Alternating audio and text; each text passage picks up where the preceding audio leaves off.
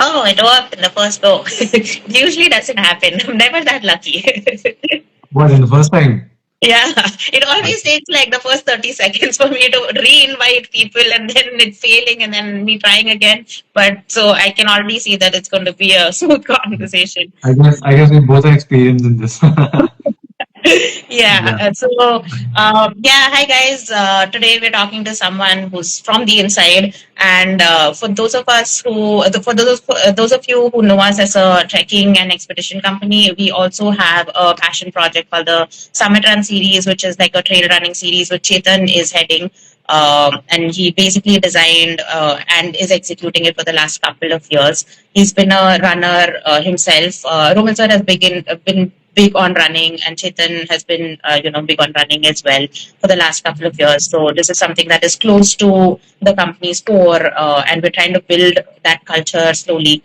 So Chetan, why don't we start with you telling us about how you got into running, where your journey started, and how you got into trails, and then you've been into designing. A lot of races. You've been a race director for La Ultra for a decade or so, and then you've been in the running scene for quite some time. Yeah. So, my outdoor journey really started more than a decade back. I think just a general outlook wise, I've always been attracted to something to do with mountains or outdoors and stuff. So, I started hiking and trekking back in 2008 and then exploring trails and all. Running and all was just, I got into fitness and I started to go to gym and I met the right people who were preparing for then the Delhi Half Marathon, which was many years back, and it was I think probably the second edition of the race itself. And then I ran that. I met those people. I trained with them, and I got into running from there. Uh, Trail running really came in picture because of my love for trails and trekking in general. So because I've been exploring uh, many valleys and mountain passes and all of these things for many years. And I knew that sort of a derivative of the sport is running is trail running as well. In India, there were barely any runs a few years back. In terms of trails, at least they were running, and ultra running was catching up, but trail was still kind of new. And Right. uh, and then again, I've been part of the community overall, so I got to know that there is few people in Delhi NCR. They were initiating this group called Capital Trails, and they have mapped out some 100+ kilometers of trails in Yeah. and around Delhi NCR, which is very rare for a city, for a very Right. big city.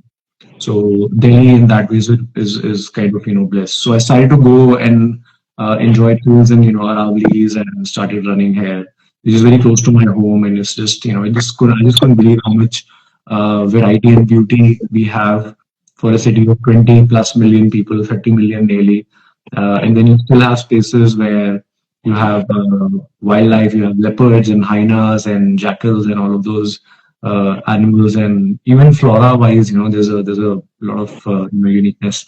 So that got really interested in sort of something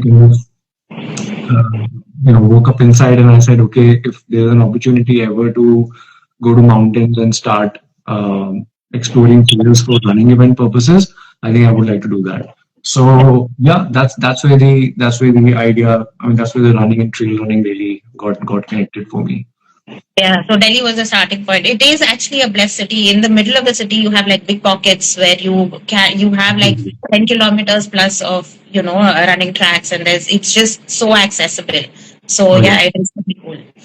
yeah, So why don't we start with the most basic, right? What is trail running?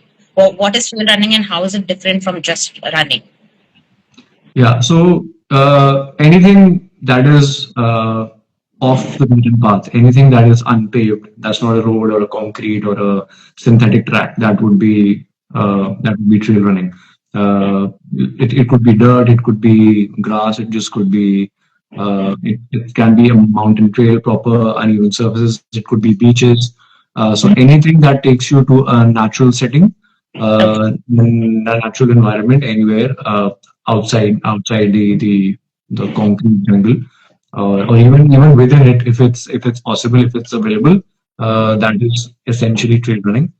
No, that's basically the definition part of it. But I think what it really gives you is that ability to explore and see places that you otherwise will not.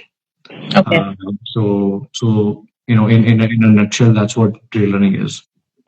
So hard to access places is part of that definition. Exactly. It should be, yeah, it's one of the sports and one of the activities that's not easily accessible. That's also one of the challenges why it's a bit difficult uh, growing. I mean, when we're talking about numbers and all in India, that's why that's one of the concerns. I mean, there are events, but then the first question people ask is, how do we train? Where is the accessibility for trails? So Exactly. that's one of the issues about it. But then that's also the beauty that you step out of your comfort zone and you go out looking for something that you haven't experienced.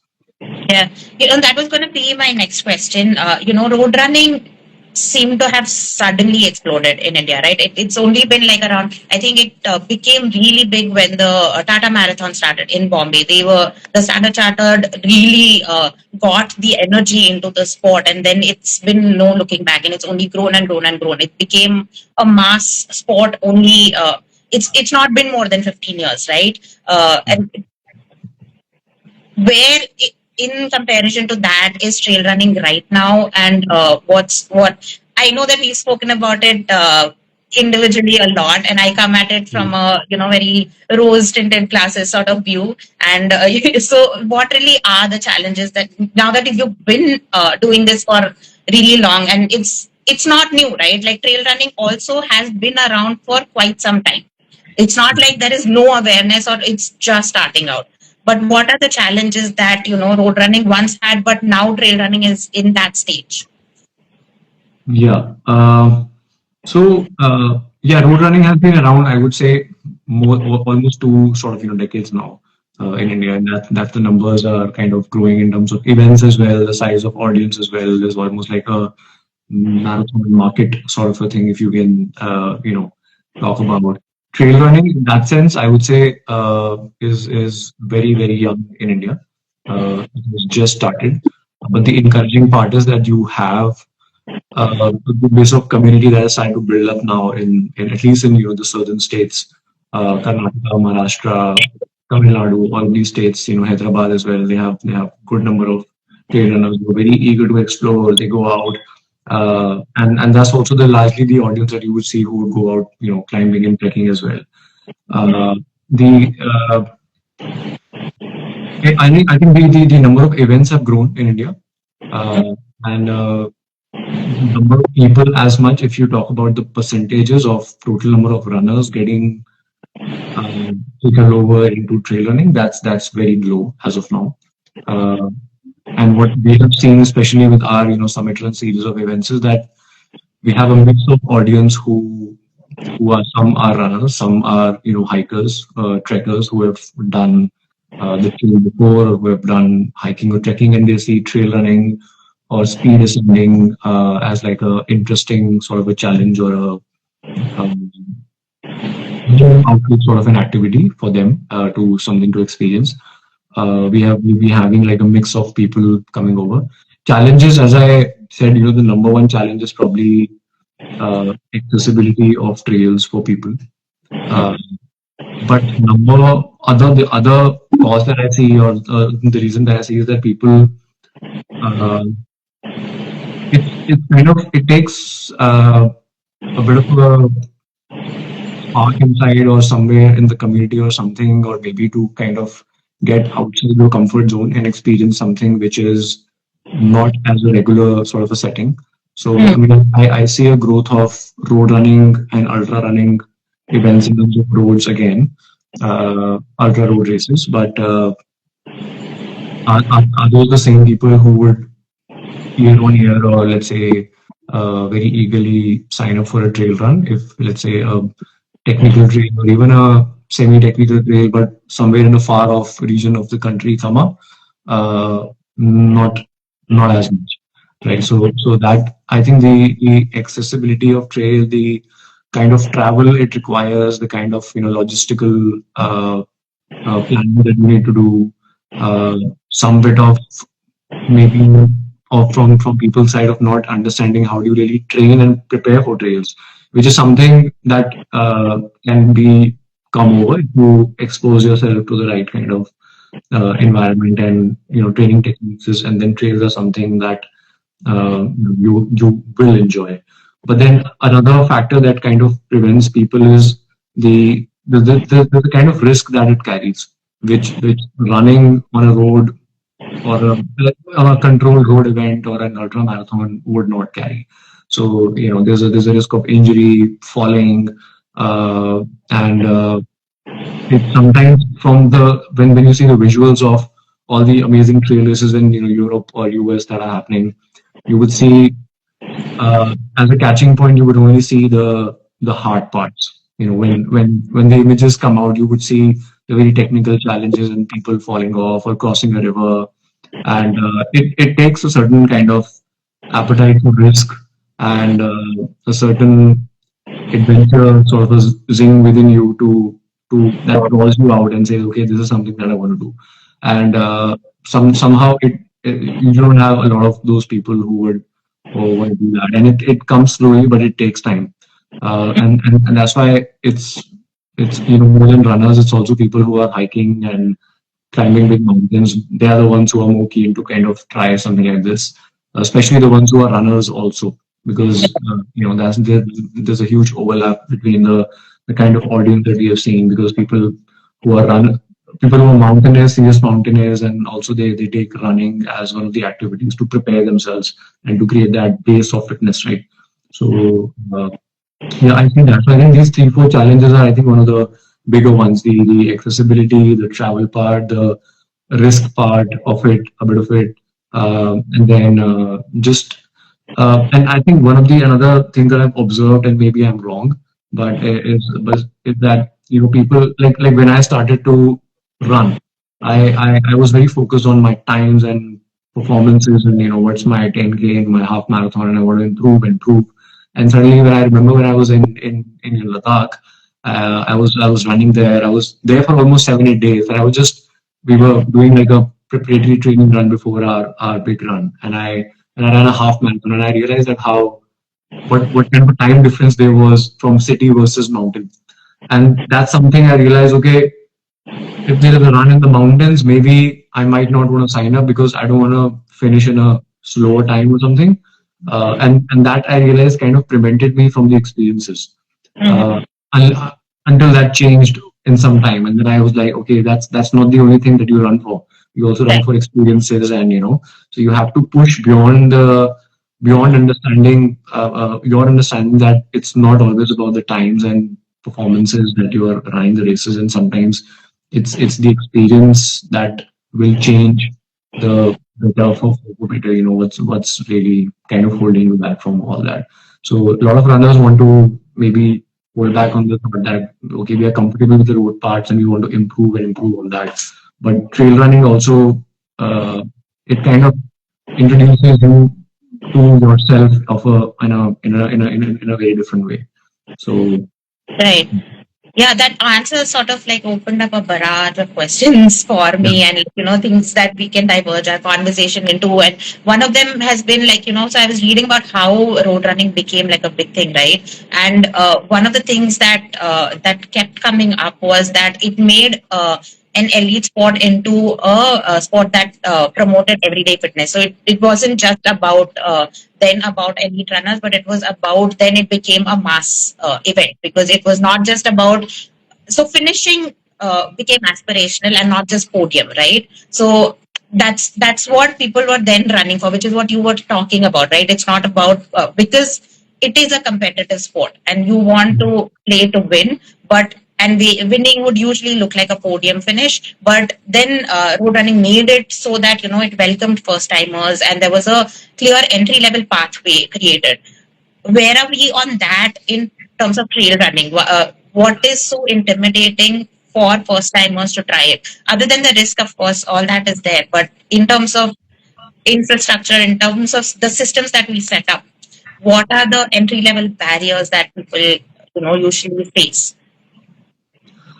It probably could be, you know, maybe lack of information from trail point of view. Okay, how do I prepare? Is the kind of gear that I need? Because when you see a runner versus when you see a trail runner, the kind of gear you're using is very very different, right?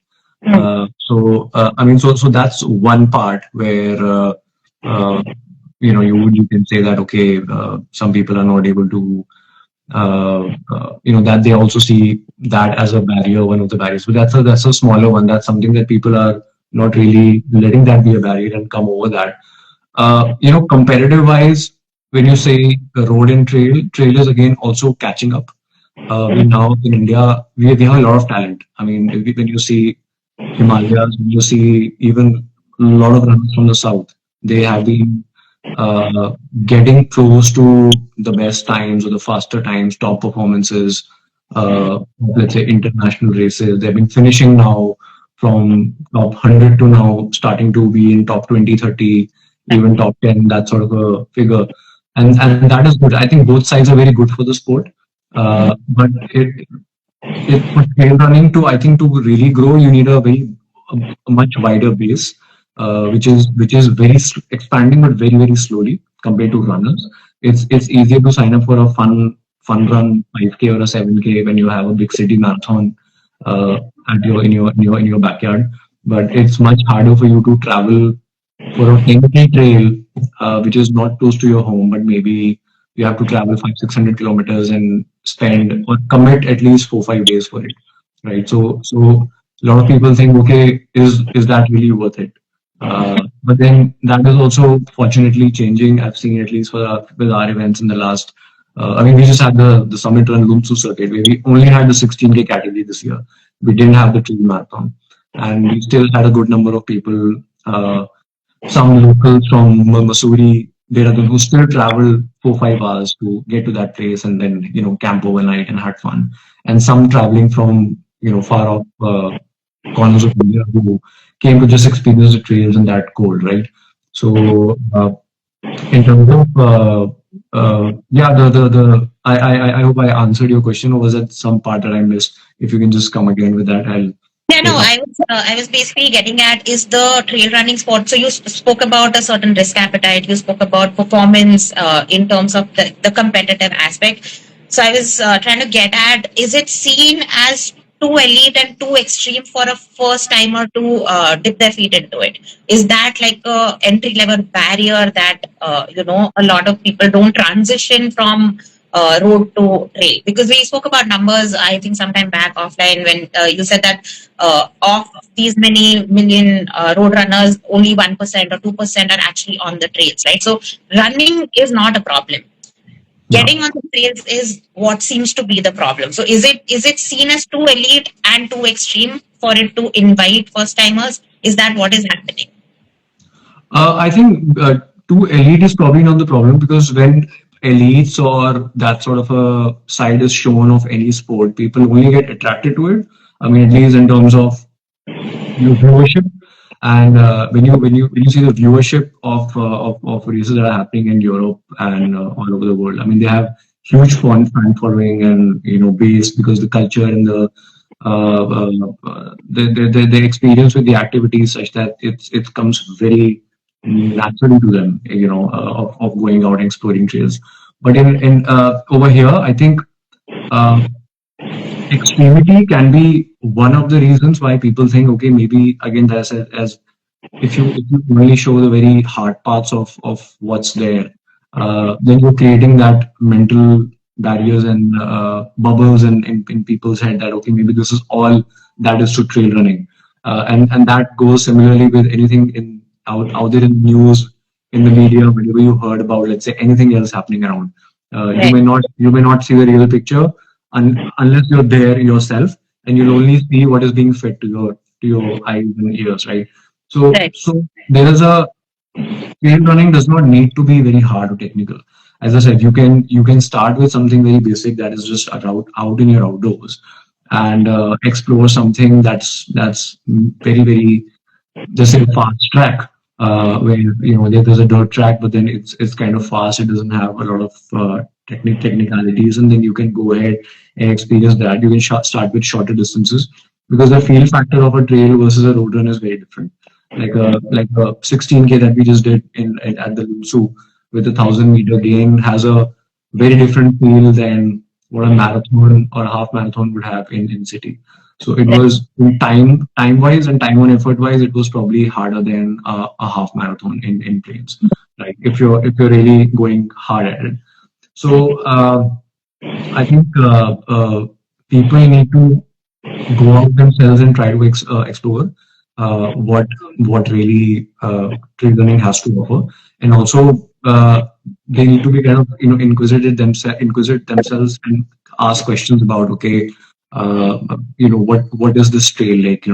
I mean, I've had a few people reach out and ask, be very upfront that, okay, trail is something that I haven't done before and I want to try and this look interesting, and what do you advise, which distance should I go for and all.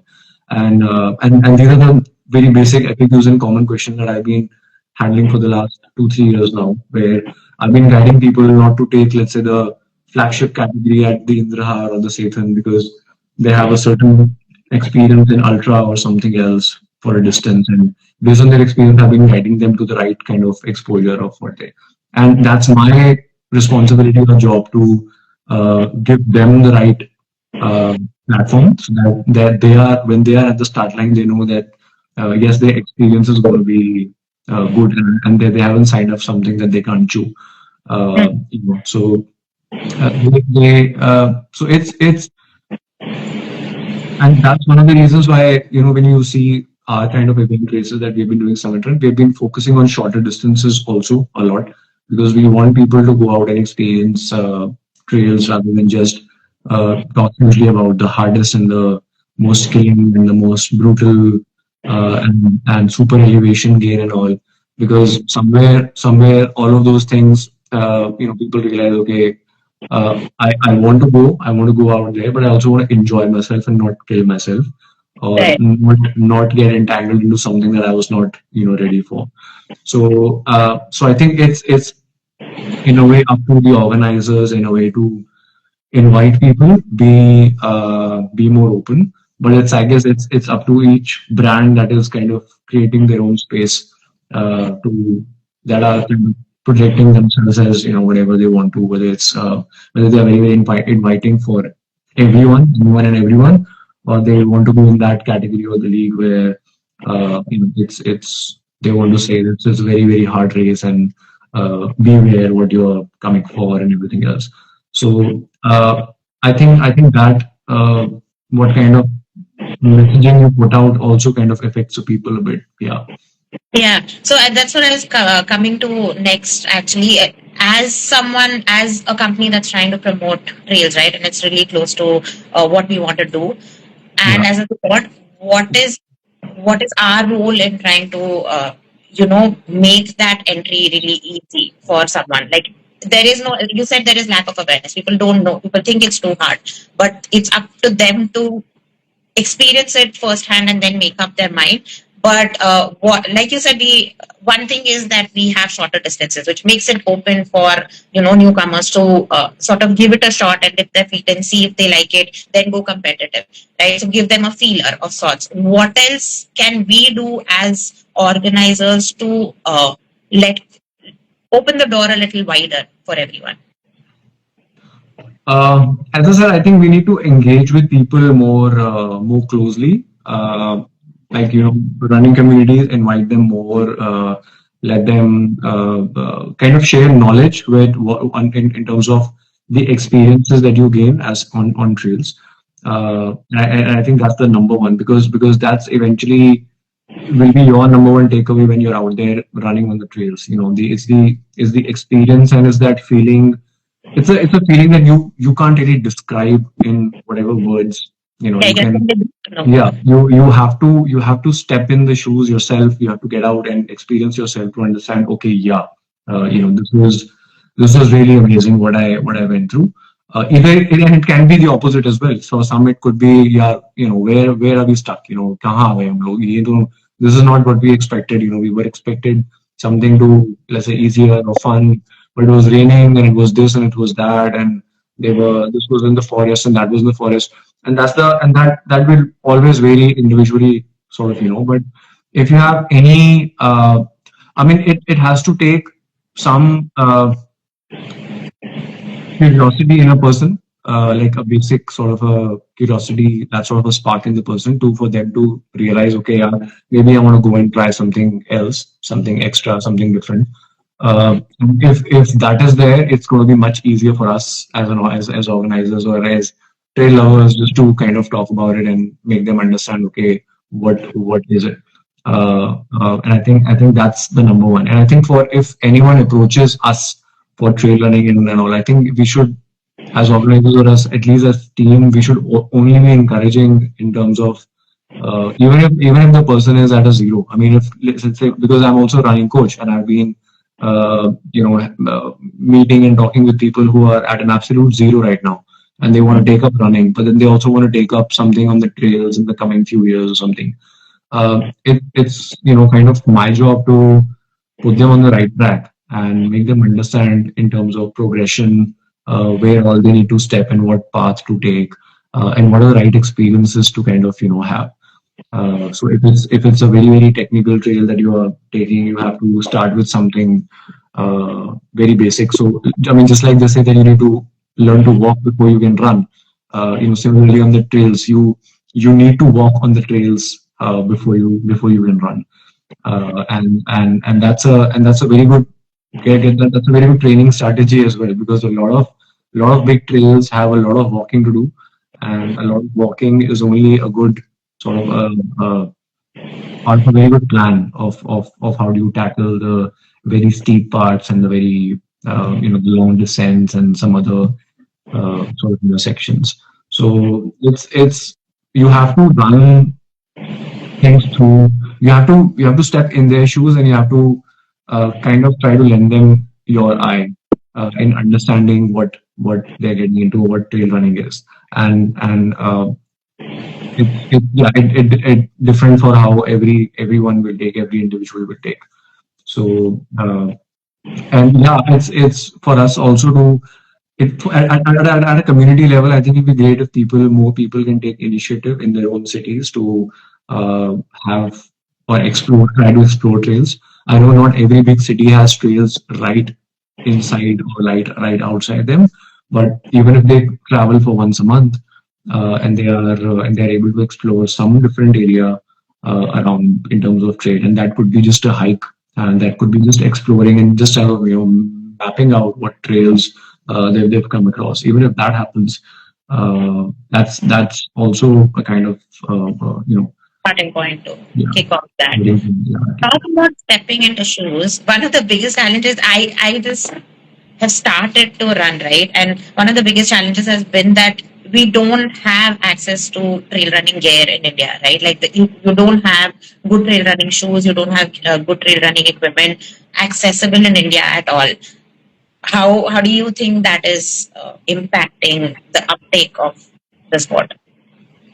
Yeah, that's a challenge. At least in terms of the very basic equipment, which is the tree running shoes, I would say. There were some brands, but now due to some import restrictions and all, some brands are not really, selling their products in India.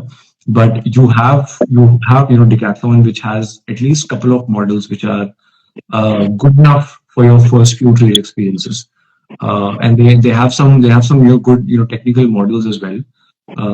But there are brands like Asics and Adidas and Nike as well, which have some trail models, at least two to three each of them, which cater to a sort of a wider audience that's looking for whatever your neutral sort of your stability, all of those shoes, technicality, uh, hybrid shoes that are like okay for both road and trail combined. So let's say for someone who is running in the around these, you don't need something very very technical related shoe. You can do with something that is like more of a cross between a road and a trail shoe, and there are some models out there that help with that as well. uh, you have good brands now, Indian brands actually, making hydration vest. So Tripole Gear is one. Tripole Gear has been making a 5 liter and 10 liter via hydration vest, and they have their own silicone bottles as well. These the handle strippers and all of those things. So it's not all and out zero in our country. We still have some. You have Rab as well that is being sold through some dealers in India. Again, hydration vests and all. So there are products that are coming out, at least for the basic stuff. You already have, in terms of apparel, a lot of brands already giving a lot of good stuff out there for for you to start off. So starting off and not having a gear is not an excuse really. Uh, Right. in terms of hiking poles, also trekking, running poles and all, you can start off with the lightest version of the hiking pole that you have in the market. Again, they don't need to be expensive, so Decathlon is a great starting point. You go to Decathlon, get a very light pair, uh, and start practicing your uphills and all of that. And there are good number of trail runners now in India who are coaching people, spreading the knowledge, sharing their expertise and know-how with people on how do you tackle yourself on technical trails, how do you tackle uphills and downhills and all, how do you get more confident. So it's them about exploring and trying to understand, okay, how do we really what is really stopping us? Is it just our mental barrier, or are these all physical and actual barriers on the ground? Mhm. Because all of this can kind of slowly come on. Yeah, like unless you're not in the mountains. I mean, you're not going in the Himalayas. You don't really need the top notch of the gears in terms of, let's say, trail shoes or the best of the breathable, waterproof jackets and all of those things. If you are in Maharashtra and down south, you are in Gujarat, you are in MP, you are in Rajasthan, you have ample trails with gentle sort of variations where you can do with absolute bare minimum of the gear. All you need is if you're venturing out for a longer distance, maybe you just need 1.5 liters of water, depending on what temperature that is, and then you can put your trail shoes on and then start off. And yeah, and map it out, explore, and it's okay to get lost. I mean, when I've been running in the Aravallis, I've been running now for the past 4 5 years, and this wildlife sanctuary or a sort of a park that's close to my place. We have gone there so many times, and we've got lost so many times. Even with while having GPX files and everything, and then sometime because the place changes, the overgrowth happens in the monsoons, and then we are going after monsoons and everything else, and that's the fun part of it. And then you get stung by those big thorny bushes, and yeah, there are so many factors. You just go in with a different sort of a look, and you come out with a different look, and that's the beauty. And you get time does not matter. I mean, it's the time and distance and speed is one factor that people who are stepping into trail running will have to keep at the back of their head. Somewhere, just put a put a cover on that and just enjoy. Because trail running, when I realized when I went for my first ever exploration, it was actually a very hard one. It was September, almost the end of monsoon, but still very humid. And I was running from this place in Manga to Damdama Lake and back, and the distance was about 24 kilometers. And I realized I had water, but I didn't have electrolytes. I didn't have gels. I didn't calculate my fueling and everything. And I thought, yeah, if it's just like 20-kilometer regular run, I would have been probably be fine. But I realized that I was lacking in terms of fueling and all of those things. And that was the first experience. And when I got back, I was completely drained. But I was just so happy that I'm glad that I saw this side of my city. So rather than always thinking about, oh, what will happen, maybe just sometimes you just have to jump in it and realize, okay, whatever happens, we'll see. And yeah, Yeah, it's a mindset thing. You have to be yeah, okay with not knowing some things, and yeah, you have to be absolutely. okay with the unknown. That's what trail running is. Every time you're running on the same trail, you'll not know what will happen. What is down the next bend, you'll not know. You may have done it the day before and you're coming today, but if you're in the forest, you just don't know what's coming, right? And that's the beauty of it. So you need to understand. You may fall, you may trip over, and I have fallen. I've fallen many times on the trails, and you just sometimes you just get up, brush it off, and get back into it if the injury is not very severe. Otherwise, you can just limp back to your car and just go back, and then come back when you recover, and that has also happened. So Yeah.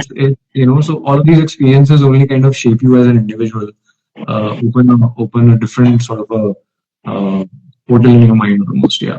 Mhm. Yeah, true. So you spoke about risk and stuff, right? And getting lost and all of that. I was also thinking about, how the boom of tech has a big role to play in this, right? And that's taken away some of the risk elements, like at least reduced it to a certain level, as to, you can now track it, you can know your physiological markers, so you know when you're not doing okay, when you're doing okay, you know the distances, you know how much you're done. It sort of is like it you also have trackers now, so getting lost is not such a big, like, you'll be able to track people if they are in danger or whatever, you know their location. So all of that tech has really helped reduce the risk to a certain level. Obviously, the terrain specific risks always remain, which should as well. But do you think the tech, how big of a role do you think the tech is going to play coming in the future, as trail running picks up? Yeah, I think as far as tracking somebody else tracking you goes, that is still some time off, some time away. Maybe we'll have that technology in India, and when it's allowed and all, GPS and all. SIM-based trackers are still there, and we're trying to get those at the events. And if that happens, that's great.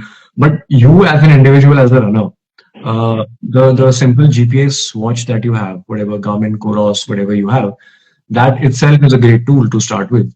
All of them, if you are more inquisitive, you just need to understand the navigation functions on the watch, Mhm. and you can easily track back where you've started. Let's say watch interface is very small for you. There are apps on the phone that you can download and navigate through and kind of understand, okay, this is where I ran. And something like, Gaia GPS. And that's something that we have been asking people to download on our events, especially the ones who don't have GPS watch that has a navigation interface for a watch, that face on the watch, where they can see the trail kind of going through. You can always use your phone to understand, okay, where you are, at what location, where did you start from, and use that a couple of times to understand and get that confidence through that. Yes, I can navigate and I can get into a situation and I can get out. And this is the only simple piece of technology tool that you need, which everyone is using. But I mean, you have it with you, but not everyone is using. That's the thing. So even Right. with watches, like for example, runners, they are very happily using the recovery function and all of the heart rate monitors and all of those things. But when it comes to trail navigation and trail running, these are again, you have a lot of things available on all the, at least from mid variants now in watches. All of these features are starting. So there's no technology plays a great role in ensuring the safety. So if you have something like this, if you have a phone that with an app that you can use to track yourself, where your location is, understand, you have some idea of how to navigate through trails and places. That's a very good starting point. Yeah. And that's also a learning curve, right? You don't have to know how to navigate to be able to Yeah. get into a trail. You learn on the go. Like Yeah. that's something that I do as well, because that's something that when you have the need for it, you're automatically going to learn how to Yeah. use that, develop that skill to get Exactly. there. So you spoke Exactly. about, there are like some runners who are trying to share their knowledge and build awareness within their small circles, etc. Since running is such a individual sport, right? It's so individual specific. It doesn't require anything else other than you and your running shoes and just the trail, right? How important do you think for it to become a sport, as a sport, like an organized sport, which is gaining momentum? How important do you think then systems become, so that it's like creating energy on its own, because otherwise it's too isolated, everyone's doing their own thing, right? And that also seems to be one of the challenges of growing the sport. Everyone's doing their own thing. There's no like synergy or combined energy pool that is building the momentum. Hmm. So So how important do systems become? Like, what sort of systems can we build for it to It is always going to be an individual sport, but it can also be a collaboratively individual sport. So how do we build those systems as people who are trying to organize races? See, from organizer perspective, I guess having there are bodies in internationally like the ITRA, International Trail Running Association, which lays down some sort of guidelines of how event management and how events need to be executed, and there are only learnings from there. So you can take up the best practices that are available, see what is possible, practical for you as an organizer, and put that to practice. Right. I think that's a smaller part of it. We don't really need to have a official body uh, to get people into the sport. I don't think that will. It's I think the groundwork that is more important. So it's the communities that are all over India, the outdoor communities and active running communities. They need to kind of come forward and say, okay, can we uh, explore the areas in the trails? Like for example, why is there so much awareness about what's happening in the Aravallis in terms of, let's say, the deforestation or whatever, mining projects or everything? It's because people over here in Delhi NCR have been exploring these areas a lot, right? So we have been, we know what do we have in the background, in our backyard, and how important that is to the ecology and all. And then we are able to kind of say, okay, let's sort of protect it, let's kind of defend it because it's important. So if just a similar initiative, every bigger city where runners and other groups are there, if they just kind of say, okay, let us also explore areas that are around us, which are you just get to see things, and then you realize how important these natural spaces are you as as people living in very fragile environments and all.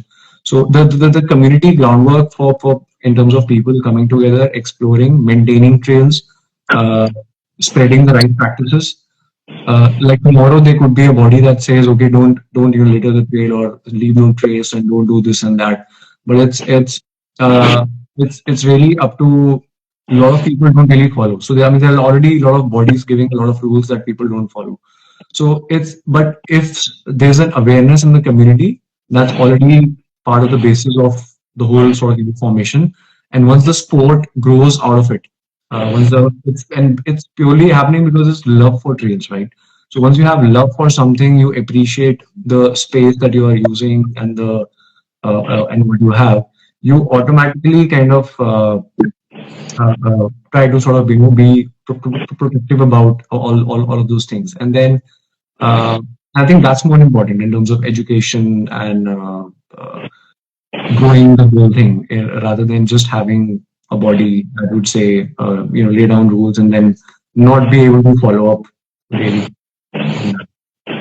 Right, but it has to go hand in hand, like individual responsibility versus the right kind of systems to sort of help that ecosystem develop, right? So we have like in Europe and even in South Asian countries like Thailand, Indonesia, all of these, China also has the trail running culture is not invisible, right? It's big outside, like the Alps and a lot of these South Asian countries as well. Like it's massive, but and it's now a spectator sport where they have live commentary and they have live tracking, and it is a viewed sport.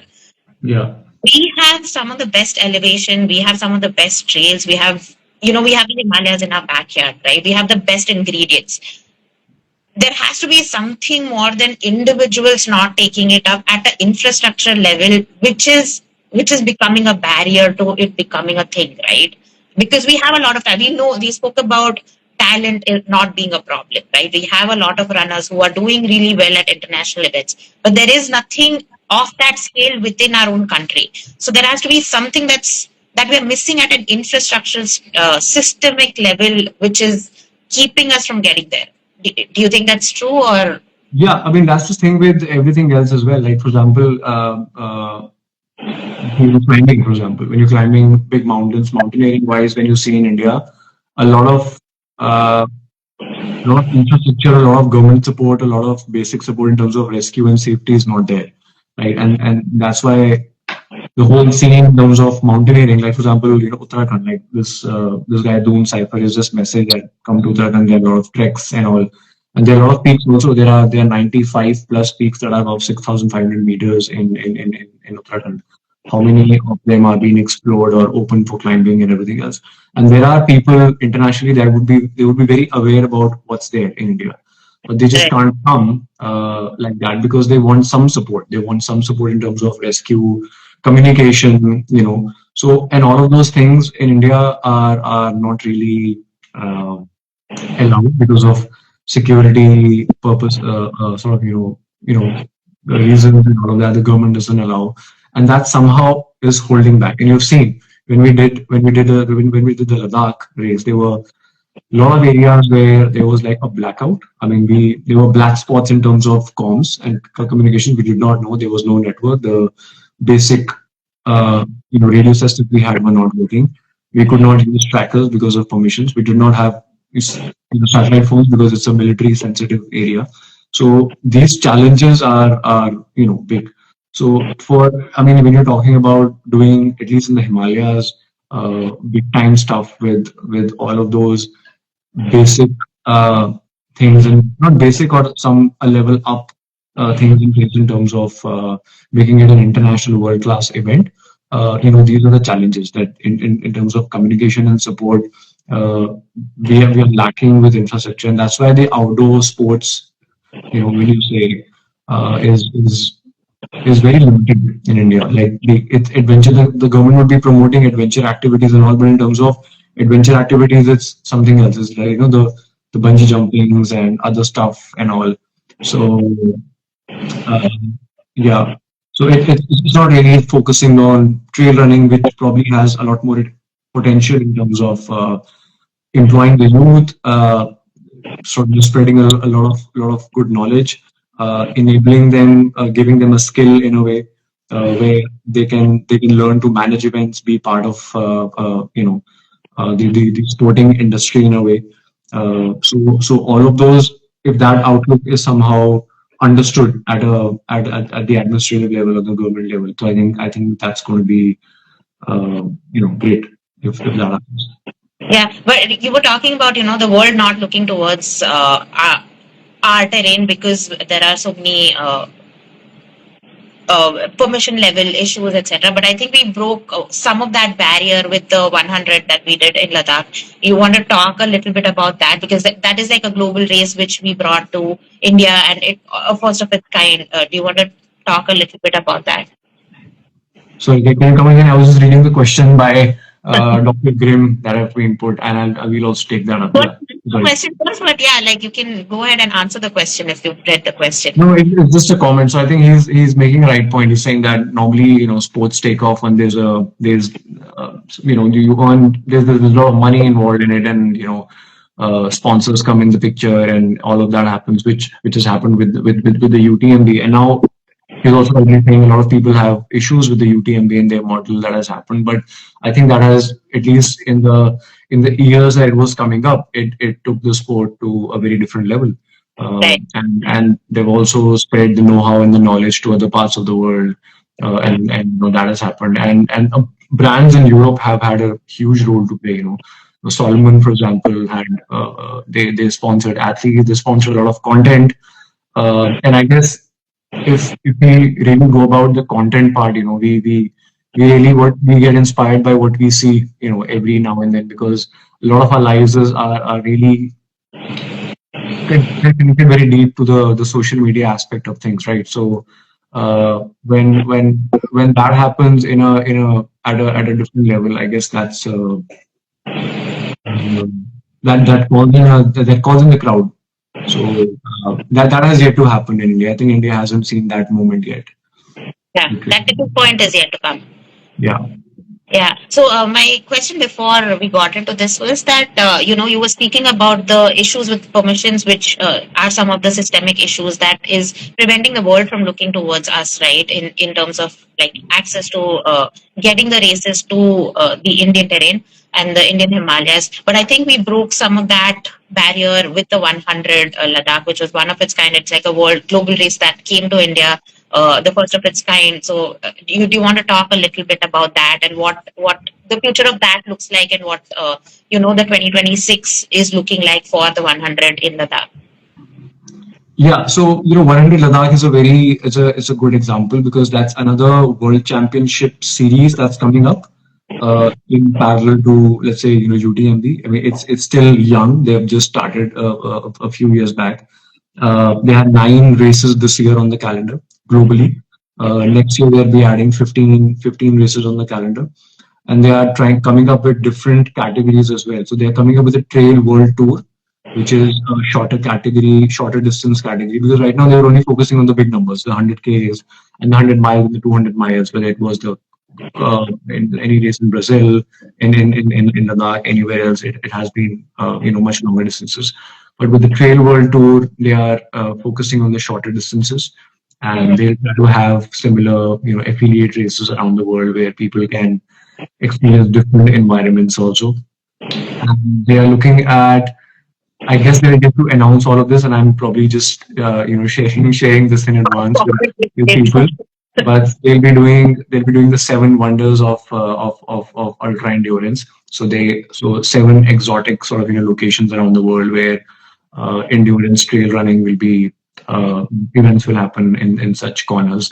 So the Costa Rica and the Ladakh is already there on the calendar, and they are planning 5 more on in sort of different. So Italy, Portugal could be 2 more additions to that, and then they'll be exploring more trails around the world. So that India, they get a it's an international series format which they get a lot of know-how and expertise of organizing big races and good quality races around. So that's a big learning experience for something like that to come to India. It was still a challenge because all the technology part that we were trying to implement could not happen again because of the security concerns. But we are trying to find a way around it. And then the availability, because there are certain areas which are very remote, right? So they and a lot of races that we're talking about, and sort of especially with them as well, 100, when they are doing other races around the world, they like to live telecast and show what's happening in the race, give a live feed, at least from bigger stations to share updates very much live. And that was a bit of a challenge for us in Ladakh because there was a bit of a delay because the filming teams were going to an area where there was no network and no data to share. So they had to come back to a city to again share an update and everything else. So I guess all of those challenges will be there, but that's also, I would say, a beauty when you're uh, running in a very remote place like Ladakh, and that's something I would say, even if it's not touched, I'll be very happy with it because some things and some places just need to not need to be tinkered too much with all of the tech and all of those things. I think uh, the ecology over there, the flora fauna, I think that's very sensitive to whatever we do. So if we can go there and leave the place with as minimal impact as possible, that's the best idea. So yeah, 2026 for 100, I think is going to be very exciting. Um, Yeah. I believe that adding more. So the last year, this year when we did it, it was by invite only, and it was a 100 miler. But the next year, we are planning to add a lot more categories. Is that right? yeah, so next year, I mean, we also were planning 100K last year, which didn't happen. But 2026 we'll be having a trail marathon, so a 42-kilometer trail. That's an all trail, and then we'll have a 100K and a 100 miler. The 100K and a 100 miler have a very small road component. So the first 25, 26 kilometers, 24-ish kilometers is actually on the road, and then the dirt road starts, and then you are properly in the mountain trails. So yeah, 3 categories for 100 Ladakh Now, 2026. that's Sorry, now it's your wife. open to everyone, right? Yeah, it's open to everyone. Yeah. Yeah, right. So that's going to be an exciting addition to our calendar next year. Yes. Yes. So yeah, coming back to summit runs, where do you think the vision started? Like, what was the vision when you began the journey of summit run series? So I because I was coming from a running event organizing background, and I want to do something in trails. And then when I spoke to Romil sir about it. Romil sir said because we are an expedition company, we're taking people to big mountain climbs. So having a summit sort of a feel to the trails will be interesting. So rather than just having a trail circuit or something, uh, just randomly, basically because it's sort of accessible or something, and not having a high point or something. Rather than just having a trail with no high point or no summit, let's focus on taking them towards the summit, and making people experience the joy of really what it feels like when you get to the top of a mountain, because it feels like an achievement if you've because you've climbed a mountain. So like when you if you have been trekking only or you've been running only, if you've been trekking only and when you climb your first mountain, you the joy that is there, the joy of summiting and then coming back. Nowhere uh, further to go. That's it. yeah, That's the point. Like there's nowhere exactly, else to go from here. So yeah, exactly. that's And different. yeah, and it's the kind of effort it takes out of you also kind of leaves you in a very different state, right? So similarly for running, like if you've been running or if you've just been easy trail running, but if you put a speed ascent component to it where there's a lot of elevation and then you take someone to a very high point, that's the summit. You call it the summit of the place. That certainly that came to the mind. So Roman sir sort of suggested that and said, okay, let's design the courses around that factor. But it was not only about, so it was two things really. It was a about introducing trail running into India, mountain trail running into India. So it was already happening. There were a couple of events that were already happening in the mountains, but we wanted to do more with shorter distance category, introduce it open to more wider audience out there, those who are looking, know about trail running maybe, or they are not able to access because the distances are too much or the places are not accessible or something. So we want to give out multiple sort of locations where people can travel easily, and try to experience the trails at least, and then go from there, based on how they like the sport. So that was one, and then the other was obviously because we are an expedition company, so let's try to add a summit feel to it and have more elevation, and then try to focus that.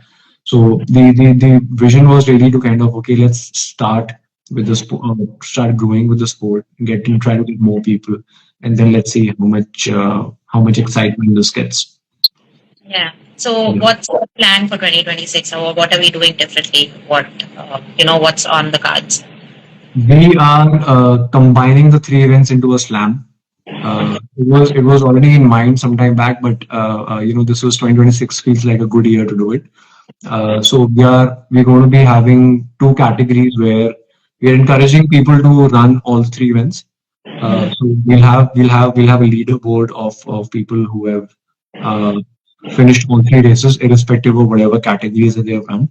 And then we'll also have uh, like a flagship sort of a category, or a place for people who top finisher, maybe male, female, who accumulate the most elevation gain in the fastest sort of time, cumulative time for all the three races done. And then accordingly we'll have some sort of takeaway giveaways for them in terms of a special medal or a nice trophy. And then we're working with some partners and sponsors to give more. So all of those details will come out probably by Jan, but we'll open the entries for all the three races in January early and let people sign up for that. And let's see how many of them we have on the leaderboard, the ones who have done all three races. Yeah, that Um, sounds exciting because my one of the questions I had was there is no dearth of trail running events in India, right? There's down south, in the west, in the northeast. Also, there are a lot of races that are happening because we have a natural landscape there, and now it's becoming more accessible. And up north, where we are running these events, right? So there's no dearth of that, but there is no.